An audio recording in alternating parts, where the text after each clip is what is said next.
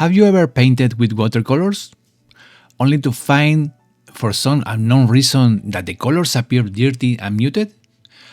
Has your paper ever crinkled, transforming your artwork in a soggy clump of cellulose? In this video, we'll explore solutions to these issues and also share many other tricks and tips. I encourage you to watch the video with the audio on and your ears perked up. As you can see, I have 2 glasses of water, and you may wonder why. This is a trick. This is a trick, but that I have mentioned hundreds of times in my in-person and online classes, as well as here in my watercolor tutorials on YouTube. But just in case you haven't had the chance to hear it, I'll tell you. The best way to keep your colors vibrant and clean is to have 2 glasses of water. One glass is for taking clean water that we will use to mix with the colors, and the other glass is for rinsing the process when we need to change colors and continue using them. It's important that as soon as you see either of the glasses getting dirty, you change the water immediately. In most tutorials, people don't show how artists constantly change the water in their glasses. It is not of bad intent or whatever. It's just that videos could become boring and very long. Remember, clean water and clean brushes mean vibrant colors. I started with cobalt blue and some sienna, as you can see, mixed with a little water. Let's continue with another tip. Most beginners tend to try to paint every single square inch of the paper, leaving no white space. In other types of painting, like oils or acrylics, this is correct, but in watercolor it's not. In watercolors, we play with 2 things, water and light. To make a watercolor luminous and fresh, we must leave white spaces. Yes, in case of an error or for other reasons, we might paint with white tones like white wash, but in general, it's better to let the whites be those of the paper itself, because it reflects light better. Okay, there's nothing wrong with painting the entire paper, if that's your goal, but if you want your watercolor to be luminous, leave parts of the paper completely unpainted.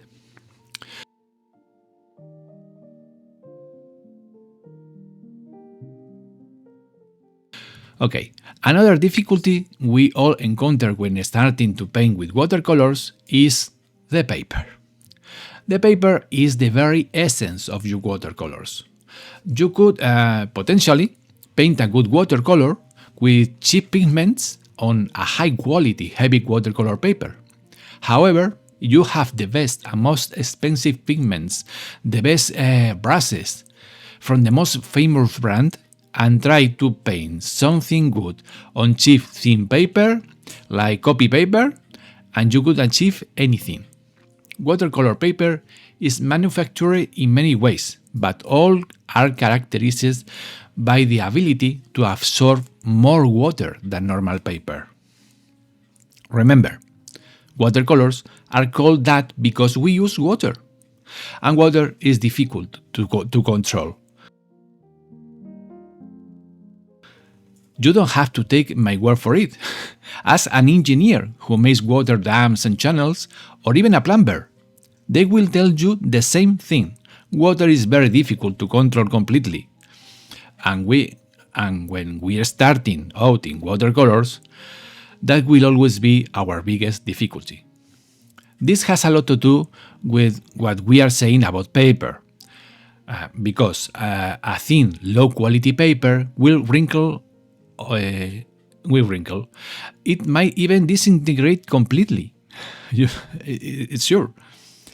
You need paper that clearly indicates from the factory that it is made for watercolor, and not just that. Additionally, you need paper of a certain thickness, which in paper is measured with something called weight. all drawing and painting papers indicate their weight.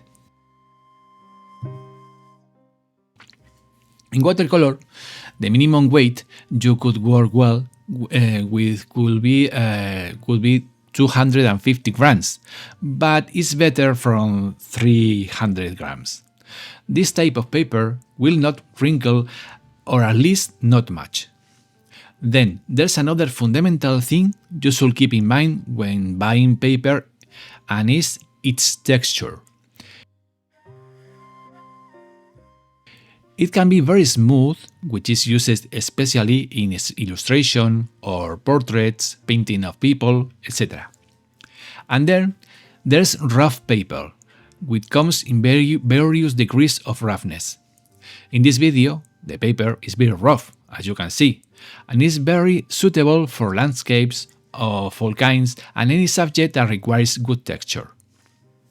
In all watercolor papers, there's another indication that says cold pressed or hot pressed. Okay? In general, hot pressed paper is smooth, and cold pressed paper has more texture. Keep this in mind.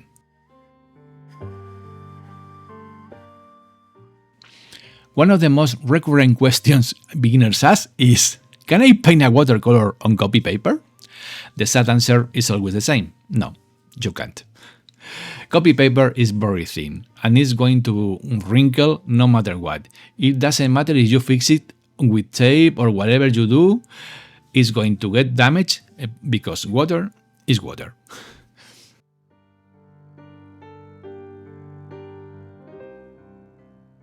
A very useful tool in watercolor is kitchen paper. Yes, the one you have in your kitchen. It's used to lightly dry areas that you want to dry faster, to soften some areas if they are wet, and to recover some of the white of the paper where you need. It also comes in handy for drying brushes when you rinse them with water.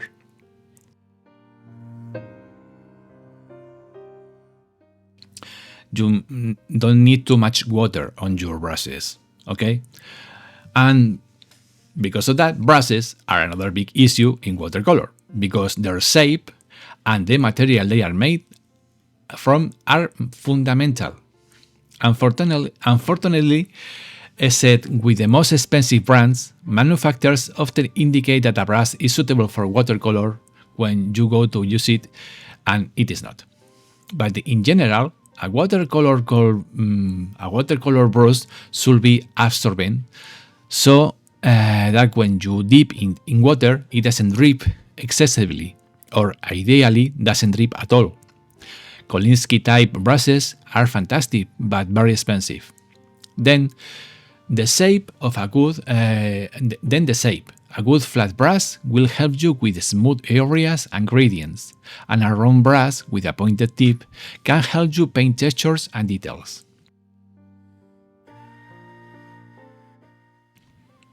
Remember, and this is fundamental, in watercolor, you don't need 200 brushes. With one or two brushes, one flat and one round, you can paint for years. But make sure these two brushes are the best quality you can afford. And yes, in this case, the price usually does make a difference. Cheap brushes might get you out of the tight spot, but they don't last very long, and it's very likely they won't perform you very well.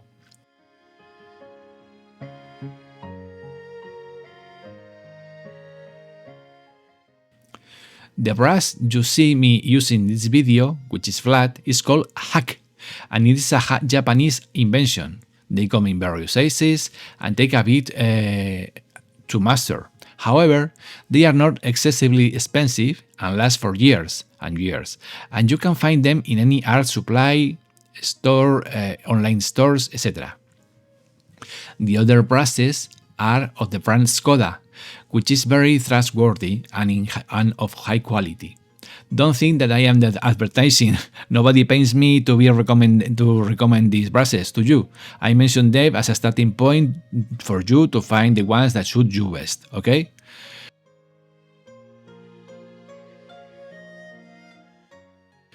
Let's continue with tips. The order of tones. Okay? The oil or acrylic tells you to start with dark tones and then add light tones. In watercolors, it's just the opposite. We first paint the light and then the dark. Remember, once we apply the paint to the paper, there's no going back. We can't lighten it. We can darken, but not lighten it. So it's better to go slowly from light to dark.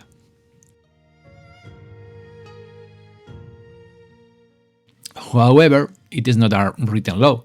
There are times when we need to paint certain details in dark to define areas, shapes, contrast, etc. Remember that in art, our rules can be broken.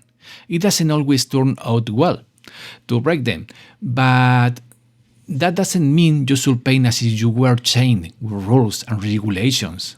That couldn't be art, but a torment.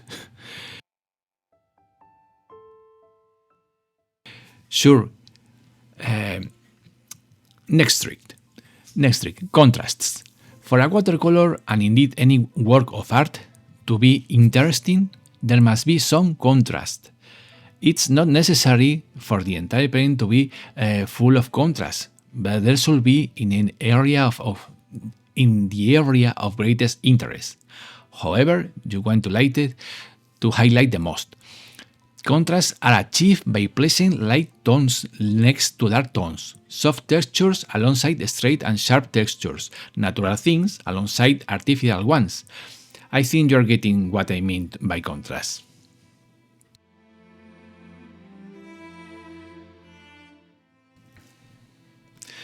Okay, let's continue with tricks. Planning.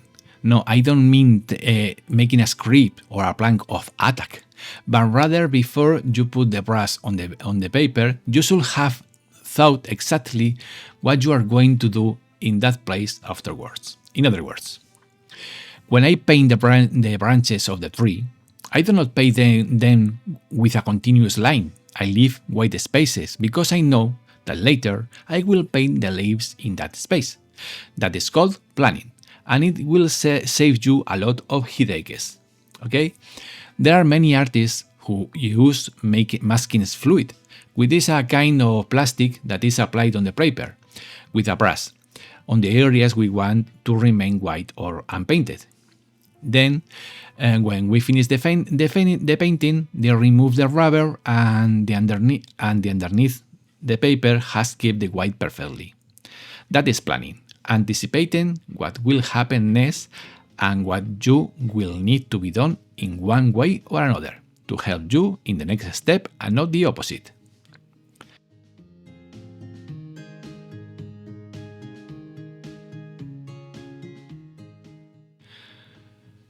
Okay, creativity. An artist must paint with the heart, with emotion, not only with a bunch of rules and a mastery of technique. All that is fine, but it's not fundamental. The important thing is that you put your emotion, your ideas, even when you are painting something that already exists, like a photo or an outdoor landscape. You must add a completely invented part.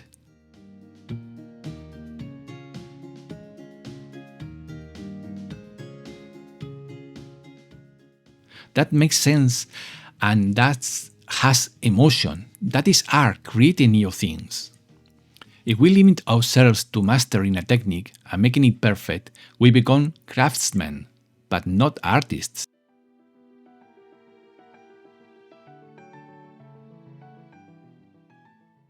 We must also create something new in each work we do. Well, I'm going to leave it for today. However, I suggest that if you haven't done yet, subscribe to the channel and smash the like button if you like it.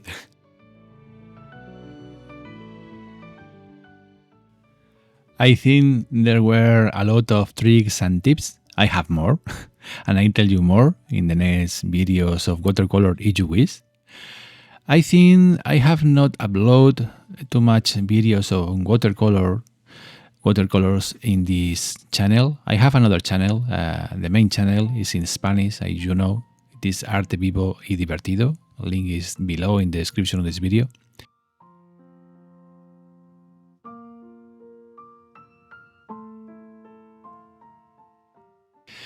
And there are many videos on watercolor there, but they are in Spanish, as you know.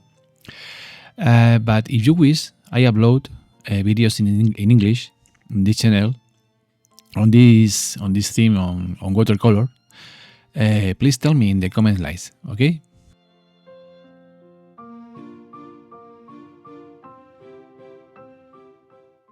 Okay, but I don't tell you anything else. I have spoken a lot.